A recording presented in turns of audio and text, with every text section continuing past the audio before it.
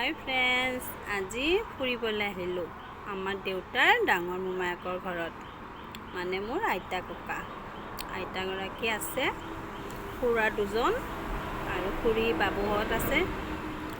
এয়া আইতা ওলাই আহিব। মই মাত্ৰ কলিং বেল বজাই দিলোঁ, এয়া আইতা ওলাই আহিলে।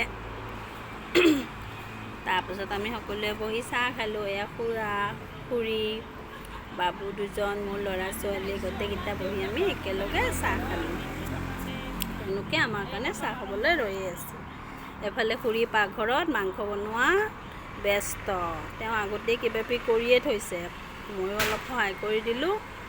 জিকা কেইটামানে কাটি দিলোঁ, বেঙেনা অলপ কাটি দিলোঁ, আম কাটি সিহঁতক ভগালোঁ। তাৰপিছত ভাত হৈয়ে গ'ল খুৰীৰ। এয়া প্ৰথমতে থাকিল ভাত, তাৰপিছত মাছ বনালে টেঙাৰে। গৰম পৰিছে যে সেইকাৰণে টেঙাৰে মাছ খাম বুলি ক'লে খুৰাই। তাৰপিছত পঠাৰ মাংস, এয়া অকণমান মুগ মচুৰ দাইল বনালে।